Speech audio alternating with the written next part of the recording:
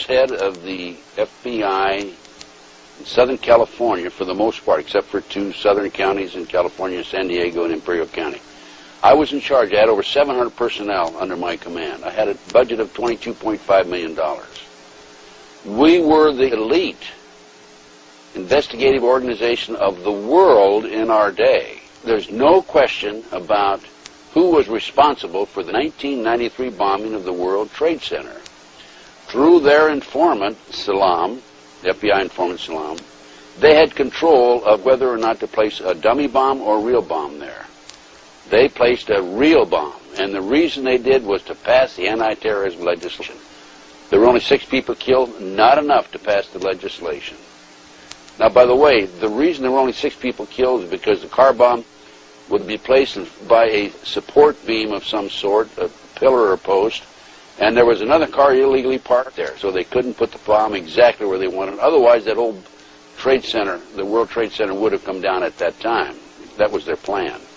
So then, in 1995, we had the Murrah building in Oklahoma City, 168 people killed.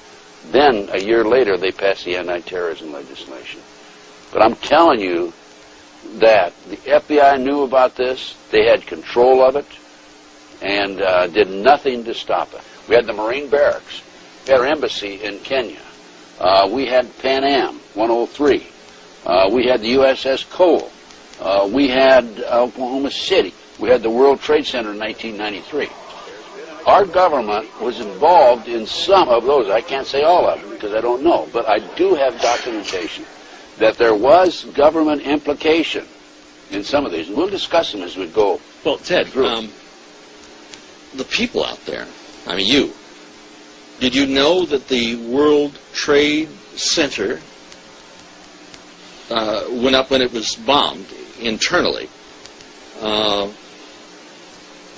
That it all was put together by an organization called the FBI. Is that this is 1993? 93. Yeah.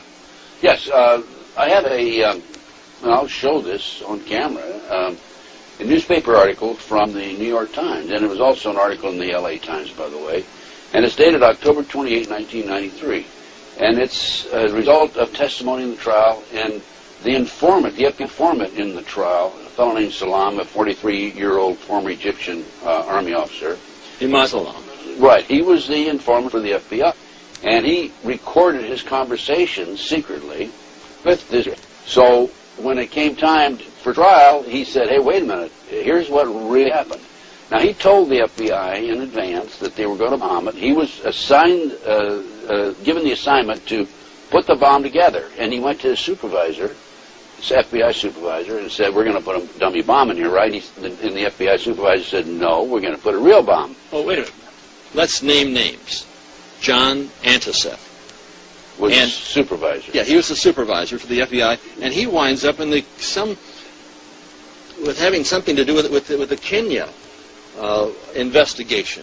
So here's a guy who's involved in setting up the World Trade Center for to be blown up, and it resulted in the deaths of 6 individuals, over 1,000 injured.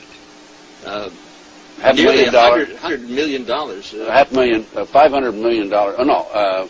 A lot of millions of dollars. Millions of dollars, yeah. And in debt property damage. Right. Now, if justice were done, the FBI agent would be not only in jail, but executed for murder in the first degree. And is the chief suspect in the attack upon the World Trade Center on September 11th, is not the chief suspect the individuals or individual agency that bombed the World Trade Center in 1993? Based on what happened in 1993, the FBI not only knew in advance they were going to bomb the World Trade Center, they furnished the ingredients for the bomb.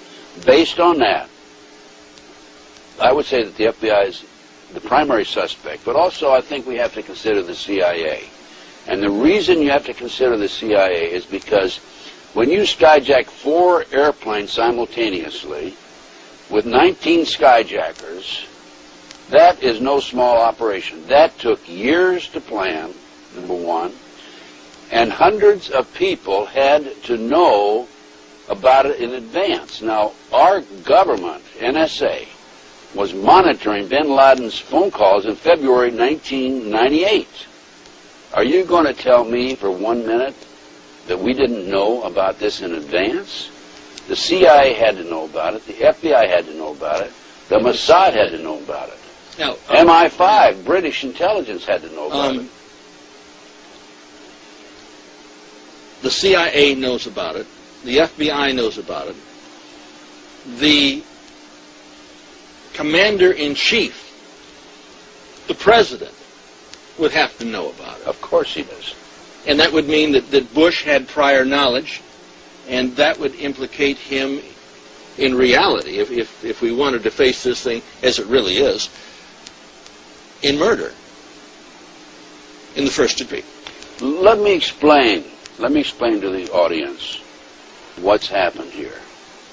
Okay, back in the 80s, 1980s, the Department of Justice proposed legislation to fight terrorism.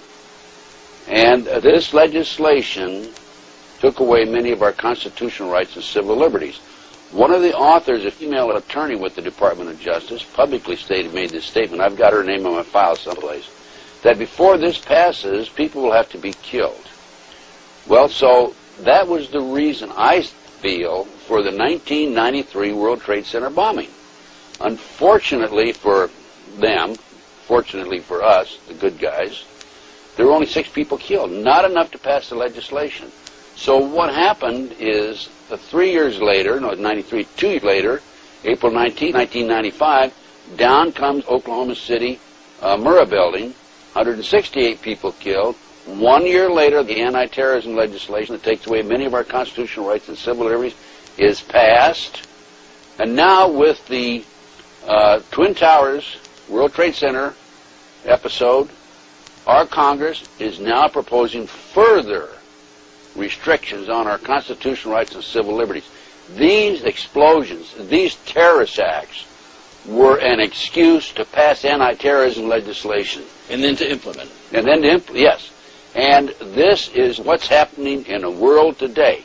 And that's why our intelligence people are not only knew about it in advance, but probably involved. There's no question. You cannot possibly have an operation of this magnitude without our people knowing about it. Now, our government, the FBI... Wait, when you say our government, and I got to challenge it. This isn't our government. Well, it's the banksters' government, because they control both political parties. The government knows the what, where, why, and when, and how. And I had a FBI supervisor brag about this to somebody else, and it got back to me, of every patriot and every militia in the United States. Now, if they know that, are you going to tell me that they're not going to know about the terrorists coming and going? By the way, this operation, based on information that's come out since the attack, the terrorist attack, was planned in England, London, England. The training took place in Afghanistan and in the United States. And these terrorists came in and took pilot training here. And as I said earlier, bin Laden's phone conversations were monitored, according to the press, in February 1998. Are you going to say they didn't monitor them after that? No. Well, wait a minute, no. The NSA employs probably 150,000 people. I don't know what their payroll is. I mean, it's the number of personnel. But they have taps on virtually everybody in America. This was part of the anti-terrorism legislation that was passed after Oklahoma City. Well, that's exactly what Adolf Hitler did when he burnt down the Reichstag. Well, why do you think they're trying to do away with the Second Amendment?